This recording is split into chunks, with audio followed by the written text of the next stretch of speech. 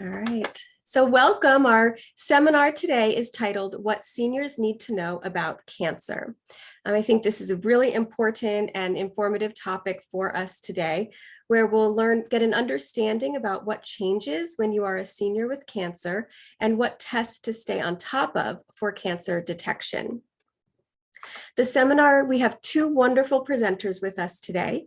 Kathy Friedlander-Cole, a program coordinator at Los Robles Hospital and Medical Center, and Amanda Zook, Cancer Support Strategic Partnerships Manager for the American Cancer Society. Kathy completed her undergraduate degree in biology at Rutgers University in New Jersey, nurse practitioner training in women's health from Harbor UCLA, and her master's degree from CSU Northridge in community health education. She's certified in both clinical breast examination and nurse navigation. Amanda discovered her passion for public health as a former pre-med major, where she embarked on a medical aid trip in East Africa, where many public health interventions were used. Amanda then changed her course and received her bachelor's in health science from Hawaii Pacific University and her master's in public health from A.T. Still University. Amanda collaborates with community health partners among the Central Coast to provide cancer prevention, screening, and early detection and educational information within various populations. So I thank you both so much for being here. I think I will go ahead and share the presentation, and we look forward to hearing all that you have to share with us today. Okay, Amanda. Yes, thank you. I will start it off. Welcome everyone, and thanks for having us for this discussion. I'll be talking about some of the prevention side of cancer. So next slide, please. And next slide as well, please. When it comes to diet and physical activity, that is a huge predictor in terms of prevention for cancer. Outside of reducing or eliminating tobacco use, diet and physical activity are the second leading factors to prevent cancer. So as you can see here on this slide, about 1 in 5 cancers diagnosed are linked to excess body weight or a lack of physical activity and or poor diet and drinking alcohol. Drinking alcohol, you'll see, is a topic of prevention here. About 16% of cancer deaths are related to these factors as well. And there are some cancers here that we can discuss that are also prevented due to diet and physical activity. Help prevent that. Next slide, please. In terms of recommendations for prevention of cancer, obviously stay a healthy weight throughout life. That's a major recommendation. Again, adopting a physically active lifestyle, as well as a healthy eating pattern. And again, the reduction of alcohol and tobacco use are major predictors and recommendations as well. Next slide, please. Physical activity and nutrition are one of the most important things, again, that you can do to reduce your risk. This will be repetitive throughout, and it's something that I think we've all continuously heard throughout our lives is the top of control your weight, eat healthy, and be physically active to help reduce not only cancer, but heart disease, diabetes, a lot of the top health conditions. So next slide, please. Body weight is important because it is a contributing factor to higher risk of cancers listed here on this slide. In many of the top cancer sites that we see, the top 5s we're going to discuss throughout this presentation, but the top 2 here, including breast cancer and colorectal cancer, are often as well linked to excess body weight here. So controlling body weight is a good prevention for cancer. So next slide, please. In terms of getting and staying healthy throughout life, that's a top recommendation.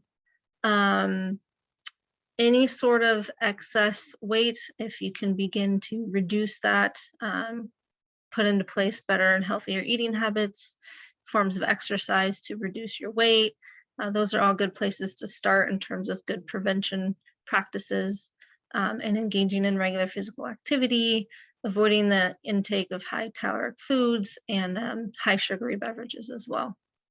Next slide, please.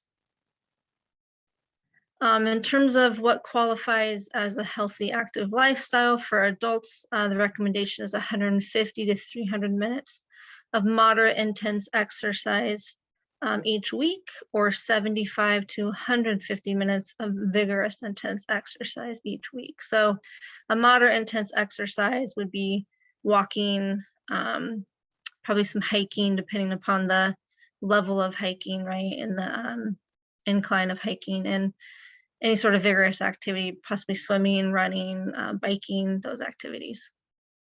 Children and teens here, in case those have them in your life, grandkids or other family members, recommendation is at least 1 hour of moderate or vigorous activity each day. And the recommendation is to try and exceed that higher limit. So for the adult range, try and exceed the 300 minutes a week of moderate intense exercise, and try to reach the 150 minutes a week of vigorous intense activity. Next slide, please. And a good recommendation is also to move more and sit less. So I know in our virtual world now, it's easier to sit more and get behind a computer more and the TV more and all of our screens that were around more, but the recommendation is to obviously get up and move a little bit more away from that, and doing any sort of physical activity, gardening, chores around the house, anything you can think of to get up and move will be beneficial, and help possibly reach you towards that moderate exercise level. Next slide, please. Following a healthy eating pattern, the recommendations are eating foods higher in nutrient levels and lower calorie intake. So avoiding foods that have a high caloric intake. Eating the rainbow of vegetables and fruits, so all the colors you can think of. Eating lots of whole grains. And the reduction of red and processed meats, so such as deli meats, sausages, bacons, those are found to be carcinogenic and potentially cancer-causing foods. Sugar and sweetened beverages, sodas, juices, those that have a lot of high sugar intake, and then avoiding the processed foods and the refined grains as well. Next slide, please. And again, eating your fruits and vegetables, trying to eat every color you can think of once a day, get all the colors on your plate. Adding in fiber-rich foods, so including the whole grains in there, as well as the legumes, the beans, the peas, peanut butters, etc. Next slide, please.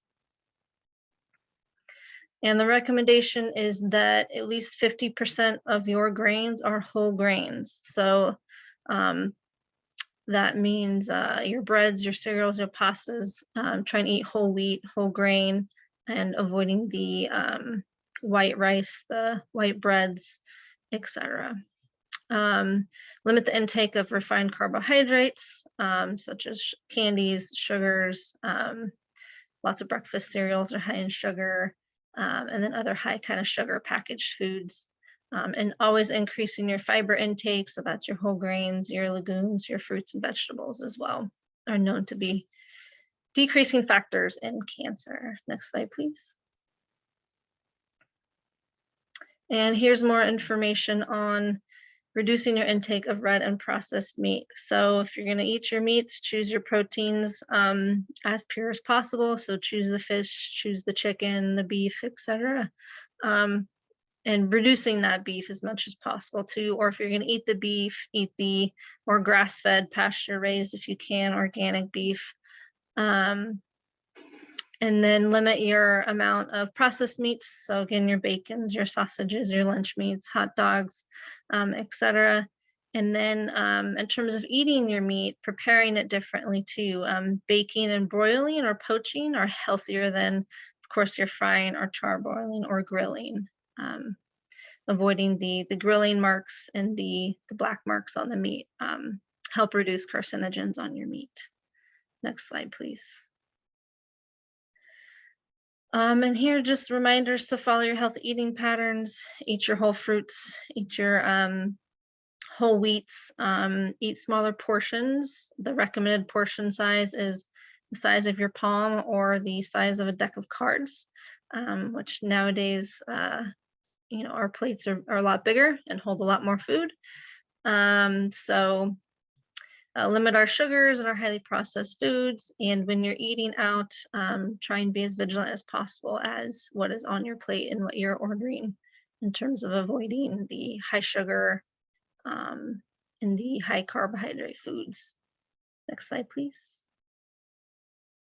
And alcohol is a big factor that we're finding more and more through research is a possible carcinogen and cancer causing element as well as tobacco, obviously. So the recommendation is that women should have no more than 1 drink per day, and that men should have no more than 2 drinks per day. So 1 drink of alcohol is about the equivalent of a 12-ounce beer or a 5-ounce glass of wine, or a 1.5 ounce of 80 proof liquor for those who enjoy their liquor. So that is the recommendation for alcohol intake per day. Next slide, please. And if there are any other questions in terms of diet, physical exercise, you're welcome to visit our website, cancer.org, for more information. We do have a 1-800 number. You can call and talk to one of our cancer information specialists. And that is all in terms of diet and prevention for me. I'm going to pass it off to Kathy now to discuss screening options.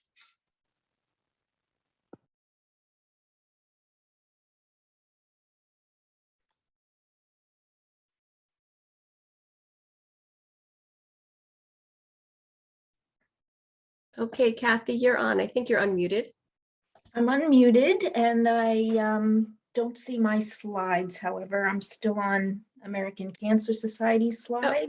There you Here go. we go. So thank you, Martha, for the invitation, and to everyone listening, and to my partner, Amanda, for this opportunity. I'm from Los Robles Hospital. I've been there about 11 years now, and we have an accredited cancer program as well as an accredited breast cancer program. So we're very proud of the collaboration we have between our medical staff and our community partners, such as Amanda. Next slide, please. When Amanda and I were talking about this, we decided the best way to do this was to sort of break out some of the more common cancers, and I've included breast, which is my specialty, and some of the other cancers that I thought would be of interest to the audience, and ones in which we're participating with either research or melanoma, since it's the summertime. So that's why I will be addressing some of these particular cancer sites, and hope you will gain some information from there. Next slide, please. So let's start with breast cancer. These are some signs and symptoms. I'll go through them with each cancer site we talk about, but most people think that if they feel a lump in their breast, yes, that could be a warning sign of something, but there are many lumps in the breast that are really not cancerous.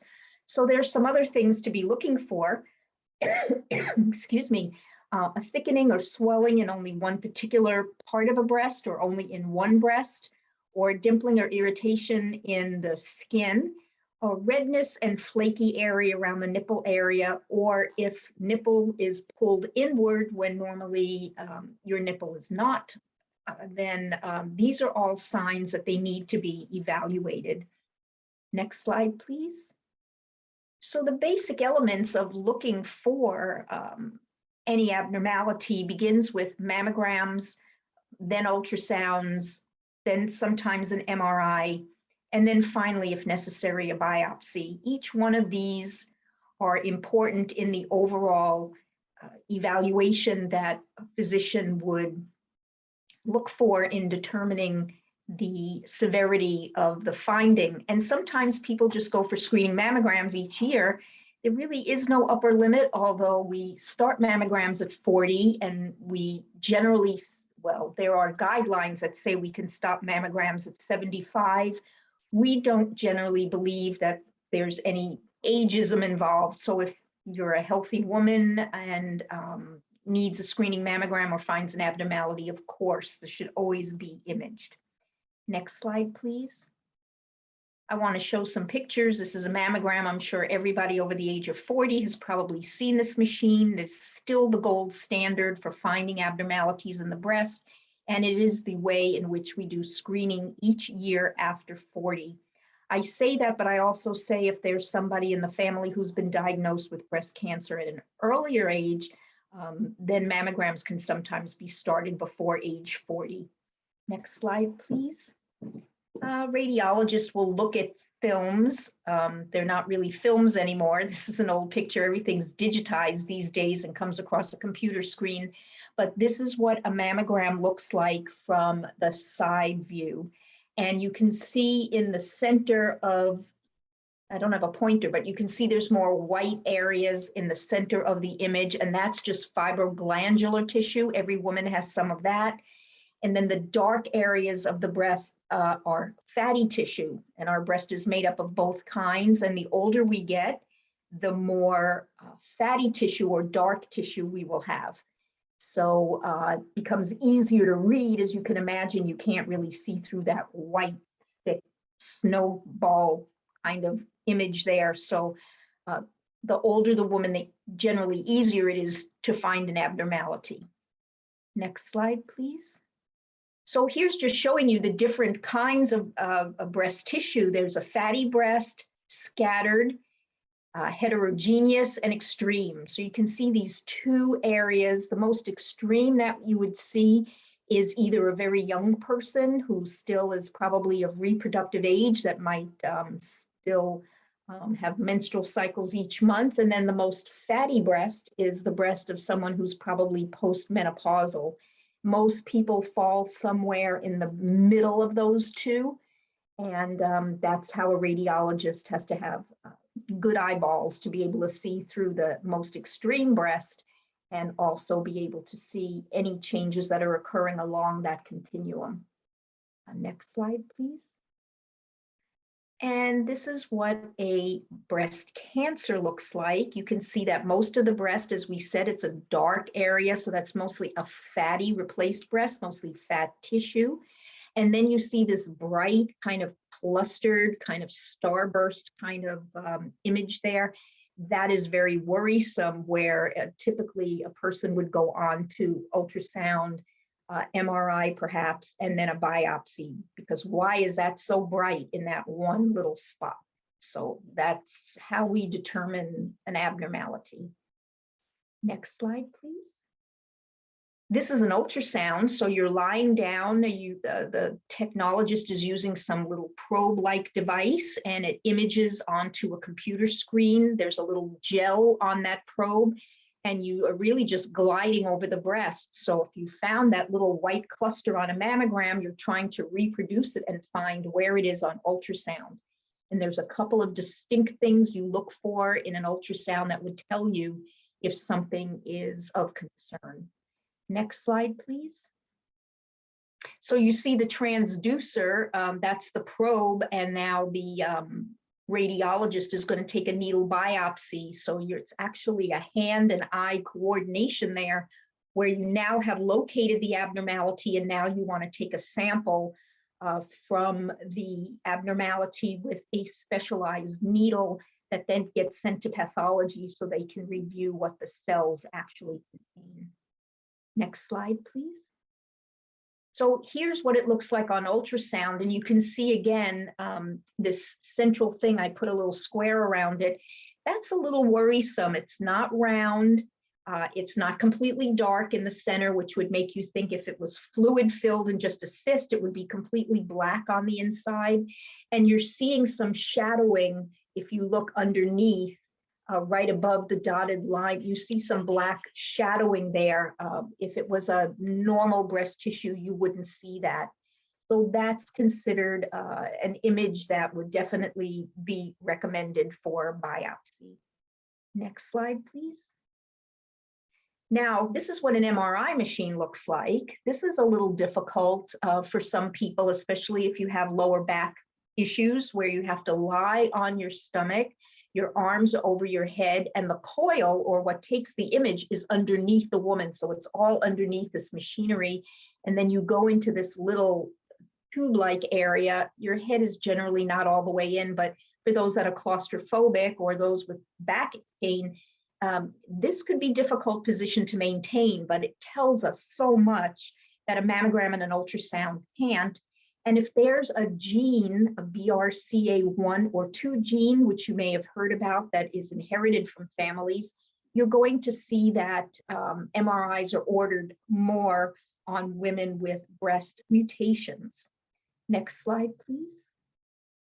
Here's what it looks like on imaging. And again, you're seeing all of this black background, which is fatty tissue. And then there it is again. There's that individualized white lesion or lump that's there, which you can now compare to both the mammogram and the ultrasound. So it makes for a nice, complete picture.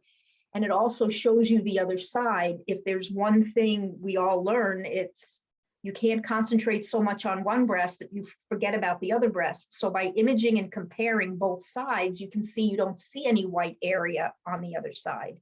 And that tells you that the other breast is normal, but we still have a problem here on the left. Next slide, please. So if we were going to do what we call a stereotactic biopsy, you can see that the radiologist is sitting down and the woman is lying down and her breast comes down through this little hole in the table, and the biopsy is actually taken from underneath. So it can be more comfortable that you're lying down. Some people get a little faint and they don't have to worry about passing out. They're already on the table lying down, but it makes it easy to take a look at the breast from underneath. And it's a technique that has been used now, I would say, for at least 25 years very successfully. Next slide, please. Moving right along, I'm going to spend some time on colonoscopy or colon cancer. Colonoscopies are generally done for screening purposes to find polyps or abnormalities in the colon. And the screening guideline is to begin at age 45 now. So if there is a family history, that might start sooner. And the intervals in which you would do colonoscopy may change from every 10 years to every 5 years to every 3 years, depending on family history and what is found during the time of a colonoscopy. Next slide, please. So here's what to expect in a colonoscopy. I'm assuming everyone has had at least one if they're over 50, but you know, you have to take pills and drink fluids, and you're clearing out the colon, and then you are placed on your left side. When you get to the doctor's office, there's usually some sort of mild sedation given, and then the tubing is placed inside the colon itself, and images come back through for the gastroenterologist to see on a screen. Next, please. So here's tips for the successful colonoscopy prep. I mean, this is the prep we all dread. The exam itself is pretty easy to tolerate, but having been through several of these myself, I can attest to the fact that this is, for me, the worst part of the whole process is doing the prep correctly according to what the doctor recommends, and then drinking clear liquids and not eating any processed foods or juices that are red or red jello or anything with a red dye, because that's going to affect what the gastroenterologist will actually see. Next slide, please. So again, here's how the procedure is done, and then the doctor in real time can take a look at the monitor and look at the large intestine, looking for anything that may be abnormal, and the biopsy can be taken right at that time through the tubing. Next slide, please. So now we've talked about colonoscopy, and that, again, the gold standard for finding abnormalities or colon cancer, but I have asked my doctor on several occasions, since this is the 21st century, why can't we find a better way to do this kind of screening? Everyone complains about it, but it is the gold standard, and we do save lives by doing colonoscopy. Now, Cologuard is something where you can just sample stool in your own home. You putting different colored paper into the toilet, and it will actually change color in the presence of an abnormality.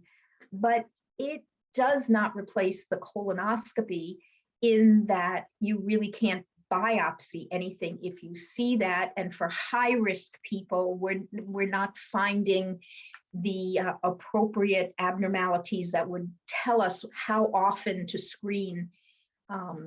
So colonoscopy really is the better choice for finding polyps before they turn into cancer and can be removed right there, whereas Cologuard will give us a heads up on something that may be abnormal, but it is not what we would say very specific. Next slide, please. Again, the colonoscopy can show you many, many things besides cancer. It can also tell you if there's colitis, if there's a polyp, or diverticulitis or ulcerative colitis. These are irritations and inflammations of the bowels. So Crohn's disease tends to be a genetic abnormality that's passed between family members in mutated genes, or Lynch syndrome. But the colonoscopy can help us find many things besides cancer, which makes it a very good screening tool. Next slide, please. Moving into skin cancer, I chose this for a number of reasons. It is the summer months. I lost my father to melanoma, and I am a melanoma survivor. So I thought, well, for those reasons, I think it might be important to say a few words.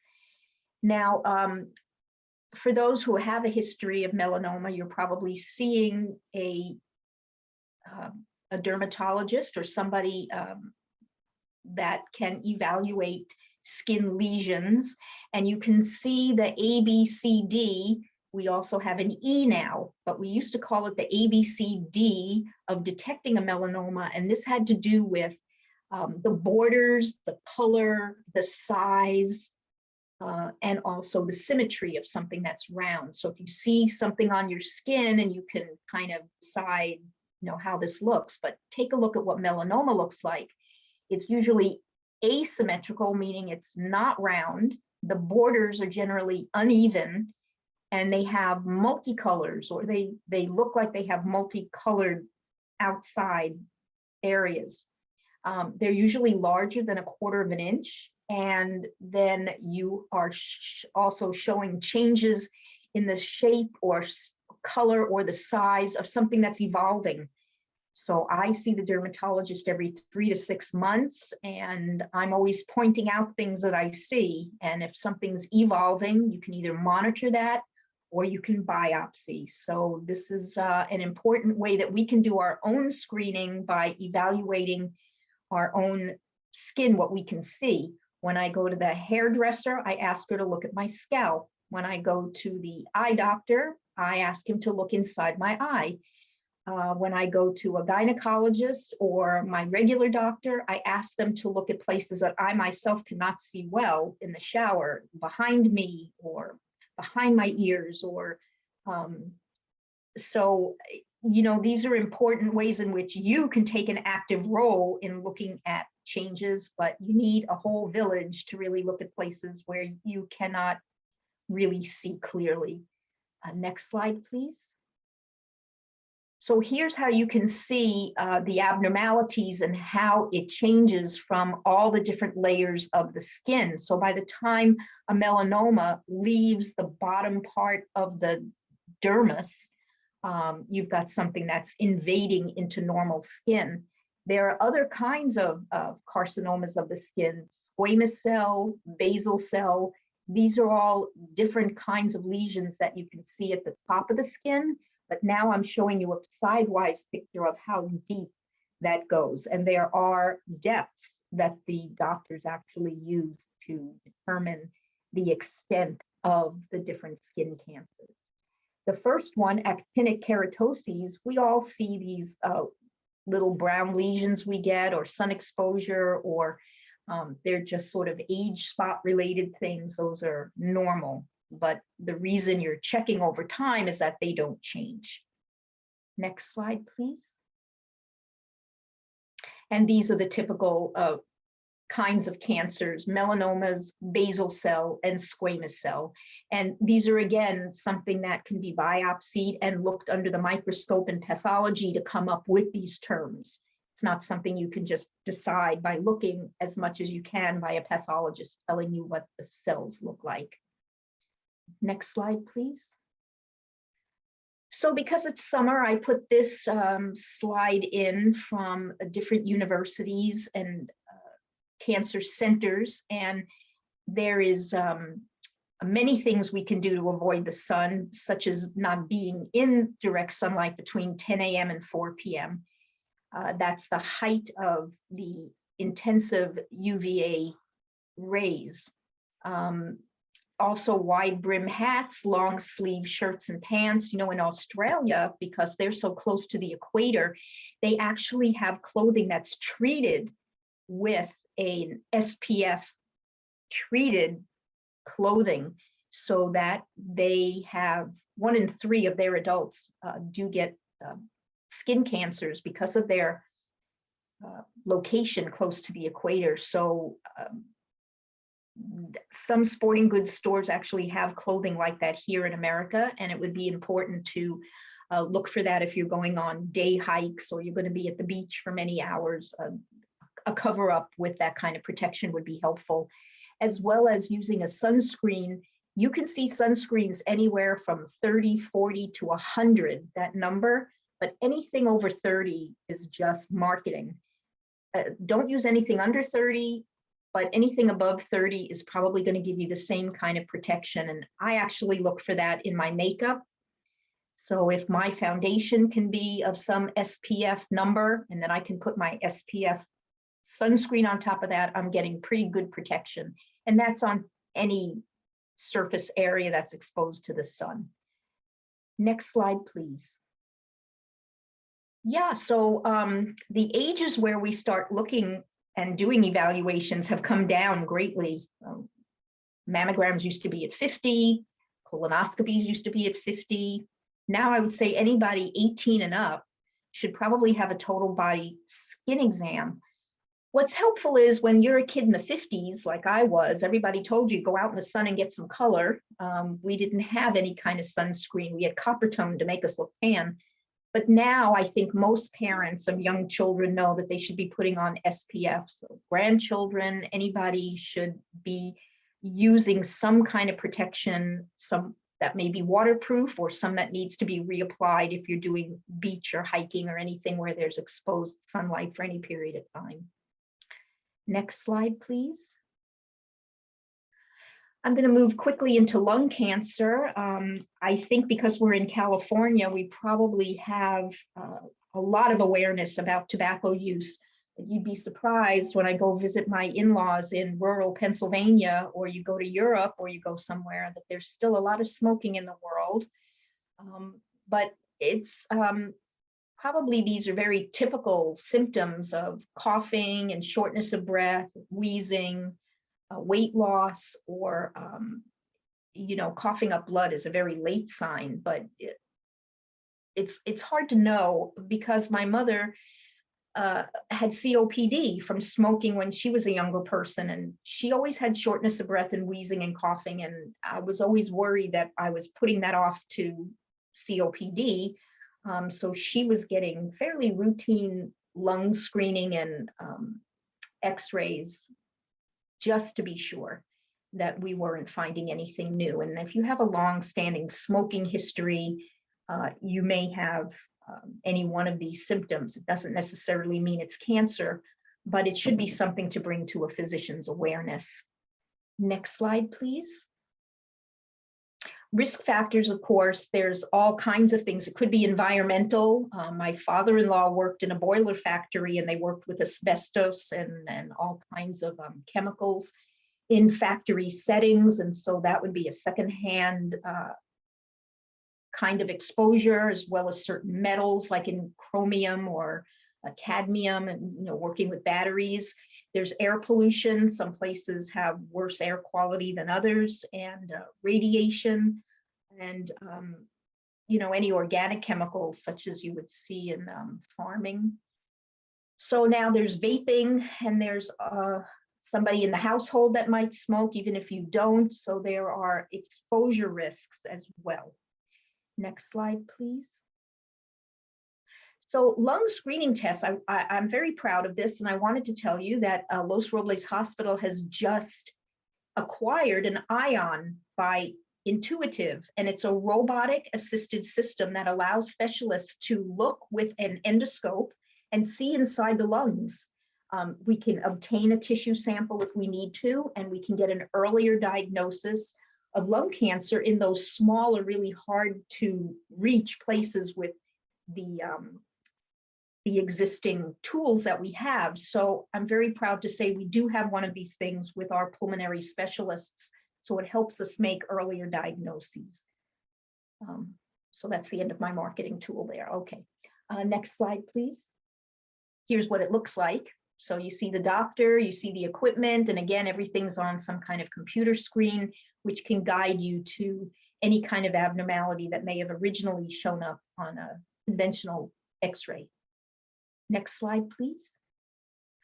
Just so you get an idea of locations of lungs cancer cells, we all have these breathing mechanisms, and the respiratory system is very complex. And sometimes you see them down at the most microscopic areas. So this new ION machine is going to be able to get to some of those hard to reach locations that can sometimes be just inside one of these small little alveoli ducts. Next slide, please. So for the men in the audience, I wanted to point out that there were some things about prostate cancer that we should all know. And here are some signs of that. If you're getting up more frequently, this often during the night, to urinate more, difficulty starting to urinate, which is more like a hesitancy to want to go or straining to go. The flow is weak. Feeling that your bladder has not completely emptied, or if you see any blood in the urine. Those are important signs. It could be just an enlarged prostate, can do many of these things too. So I'm not implying that this is always a cancer, but I think it's important to know that if any of those symptoms are there, and it not used to be. So if it's something that's just occurred, then it's something we're going to want to have evaluated further. Next slide, please. Here's the prostate gland, just to give you an idea of where it is. And you see on the left here what a normal prostate looks like. And then that's the urinary tubing going through there. And then you can see that there's a tumor inside on the left-hand side. You can see the cancerous tumor that's there, which is blocking some of the prostate tissue. Depending on where it is, it could narrow the tube, which is why it gives you so many of these urinary symptoms. Next slide, please. And then we do staging. That's, of course, early staging versus advanced staging, and a lot of that has to do with size, location, and the type of cell we're finding. The more advanced, the more you can see it is broken out of the prostate, and that's when it can lead to other parts of the body. It goes through the lymph system and the blood system. But as long as it's contained, we can do very good treatment and very high rates of cure. Next slide, please. Okay, well, that was just my brief but spectacular overview of some of the cancers we see in the community, and I will turn this back over to Amanda. Thank you. Thank you, Kathy. Yeah, I just wanted to share some information about American Cancer Society and how we can assist in the unfortunate diagnosis of cancer for anyone, their families, loved ones, friends, etc. Or if you're just trying to seek information and you don't have cancer, we're there as well for just information in general. So our mission is to save lives, celebrate lives, and lead the fight for a world without cancer. with the main goal is to reduce the cancer death rate by 40% by 2035. Good news is the current rate of reduction of cancer death is at 31% since 1991. So we're doing a much better job at advancing cancer care and early diagnosis and detection. And that's the key here, is to detect it earlier than later, so your treatment and your survivorship have a better outcome. Next slide, please. Our 1-800 number you can call any time of the day, is 24/7. And our cancer information specialist can assist you with just any information you can think of, whether it's needing resources in your community, just needed to learn more about cancer, certain cancer types, caregiving assistance, any information you can possibly think of related to cancer research, what our organization does. You can reach out to them. We do have a chat option as well on our website that is available as well. So you don't have to always call if you don't want to. And then with the pandemic, we did open up video chat as well. So next slide, please. Next slide, please. Some online support communities we have. We do have a cancer survivorship network online community for those in survivorship themselves can connect with others. There's discussion boards. You can reach out to physicians. Same thing with our Belong Beating Cancer on the far right. That's another board of survivorship, active treatment. You can reach out to physicians and nurses as well to kind of get feedback. So we have a couple good clinical and collaboration with the community as well, if need be, if you want to talk to others who might be going through what you're going through. We do have our Reach to Recovery program, which is a breast cancer specific program. We have mentors who have gone through breast cancer treatment themselves, and they are matched with newly diagnosed breast cancer patients. We try and match as similar to possible as the breast cancer specific, so they can mentor them through their treatment and recovery. Next slide, please. On our website, we have lots of information. It's easy to get lost on our website, but I did want to highlight our survivorship support. We have a lot of information for survivorship, also again for caregiving. A lot of our resources are in various languages as well, so if that's needed, that's an option. And then we do have a lot of information on how to access treatment, how to talk to your doctor, what questions to ask. Sheets such as like medication tracking. So if that's necessary, you can write that all down. So we do have a lot of resources available if need be. Next slide, please. And then we also have a great bookstore, which you can find lots of information in our bookstore. We do have also an insurance support section as well, where if you have questions with your healthcare insurance, how to utilize that, what that looks like, for cancer treatment, that's an option as well. Next slide, please. And again, here's some of our tools I mentioned. You can see the medication form, there's an appointment form, and we have lots of pamphlets and booklets with information on various forms of treatment and what that looks like. Next slide, please. We do have a program in partnership with Tender Loving Care for any sort of wig or scarf or hair care assistance or hat assistance for those who may be losing their hair and interested in those services. Next slide, please. We do have a patient legal handbook that can assist with all sorts of legal information, like any sort of working, losing work due to your cancer diagnosis, how to handle that, health coverage, financial assistance, end of life assistance. We've got it's kind of a whole booklet that has a lot of resources on kind of how to navigate a diagnosis and what that looks like. That is available in English and Spanish as well. Next slide, please. And we do produce a lot of data on our cancer facts and figures that discusses various cancer sites and what the data looks like in the United States as well as globally in terms of cancer. And we are tracking our mortality rates, our death rates, our diagnosis rates, our survivorship rates, all of that. So there's a lot of data that you can find on our website as well. Next slide, please. Next slide, please. And then we do have some transportation assistance. Some of our health systems have grants for transportation needs. So if you need assistance with any transportation, you can reach out to our 1-800 number. We do have lodging assistance as well. We have what's called our Hope Lodges. We don't have any in the West Coast, but we do in other parts of the country. But we do have some hotel partnerships we're working on establishing if you need lodging assistance. Next slide, please. And then for those that want to get involved, we're always, seeking volunteers or those that just want to participate in our events. We have our Relay for Life event, which is a big event that celebrates survivors and just the cancer journey and supports our research efforts. And that is Saturday, October 1st at Kowloon. Next slide, please. Mm-hmm.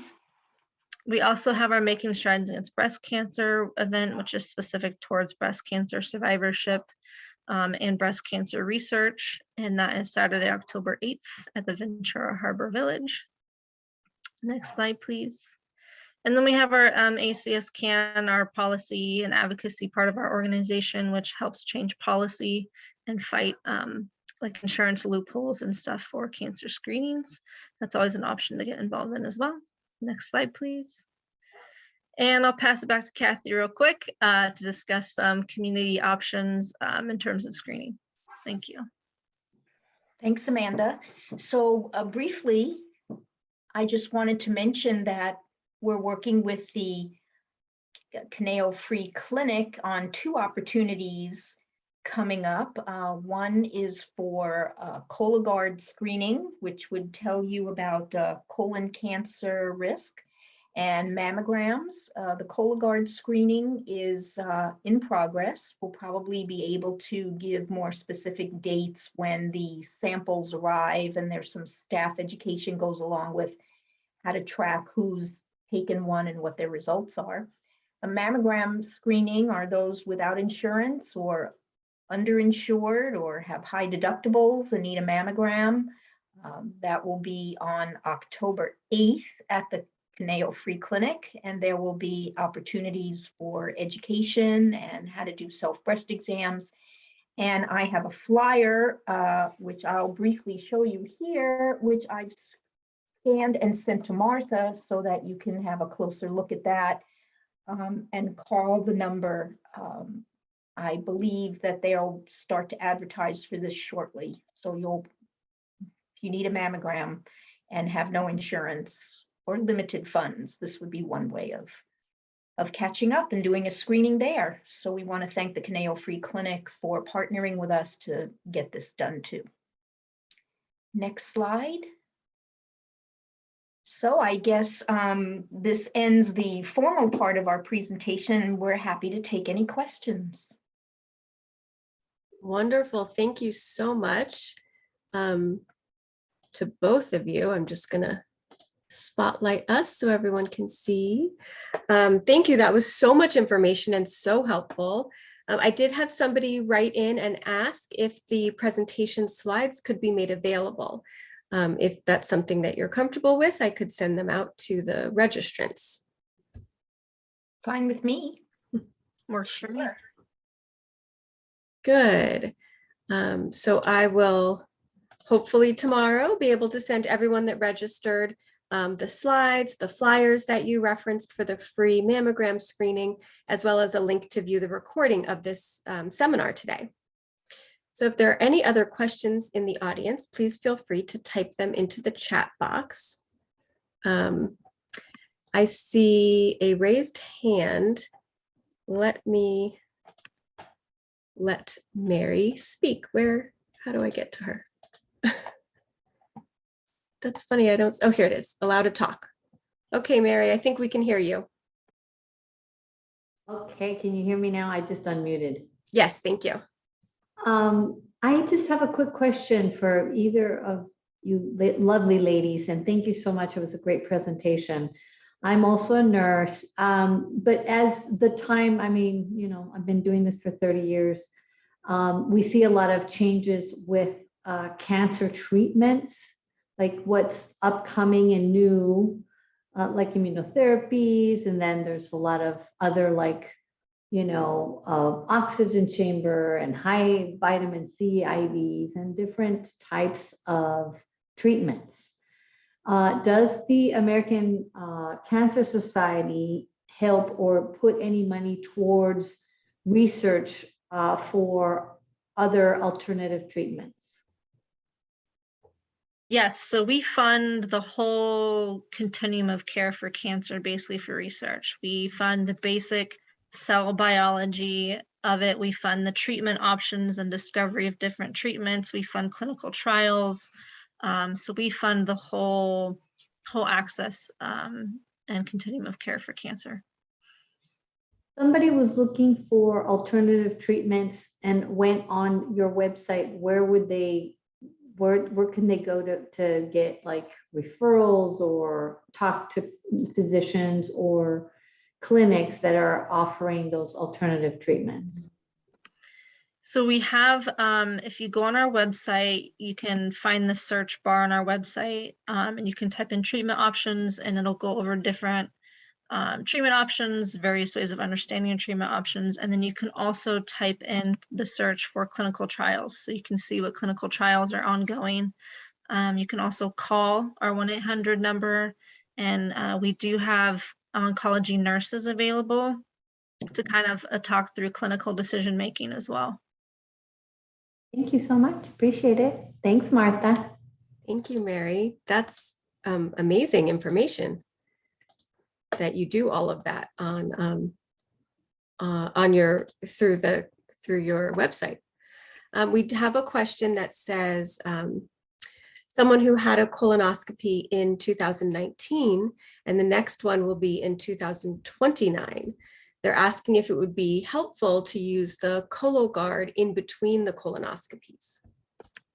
Oh, that's a very good question. So yes, it would be helpful as sort of a mid-screening for the intervals in between colonoscopies. It wouldn't replace one, but if the gastroenterologist is recommending an every 10-year interval, then certainly Cologuard, it has to be by prescription, and then it's sent directly to the patient. So you can chat with your primary care physician or the gastroenterologist and have a conversation about this interval kinds of evaluation, and then use that as an opportunity just for peace of mind that they're not showing any changes between the more standard of care colonoscopy. So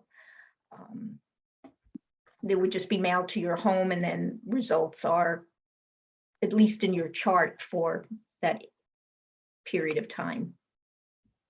Good idea, great question. I see another raised hand from Catherine, so I'm going to click to allow you to talk. So Catherine, you can just unmute yourself and then you can ask your question live. So I was wondering, does diet have anything to do with colon cancer in terms of if you eating healthy, like healthy grains, and just eating healthy in general and not eating too much red meat, processed foods, does that help to prevent colon cancer? It does. So diet for colorectal cancer specifically is one of the best prevention factors. There's a lot of research that shows that diet specifically is correlated with prevention for colorectal cancer compared to other cancers, right? So if you consume a lot of fiber, that should really clean out your system, your colon, on an ongoing basis. So that should help, right? Yes. So it's the fiber that would help the most. Yes, fiber is a huge contributor to it as well. Yes. Okay, thank you. Thank I would you.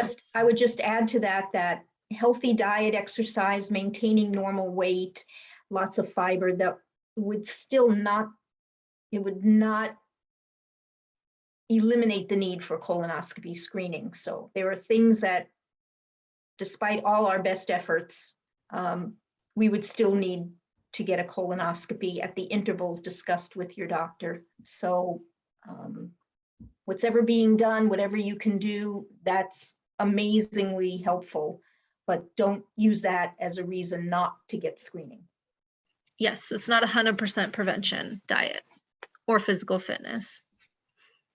Thank you. Well, it's 4 o'clock. I want to thank you both so much for your time today, and to all the people watching. Look out for an email from me tomorrow. And if other questions pop up, you're always welcome to email me and I will pass them along to our presenters. Thank you so much, Kathy and Amanda. I know I'm going to go prepare a very healthy, fiber-filled dinner. So I hope everybody does as well. Thank you so much for your time and your expertise, and I hope you all have a wonderful evening. Thank you, Martha. Thank you It's all. a pleasure to be here. And thanks, Amanda. Always good Thank to you. co-present. Have a good evening. Thank you.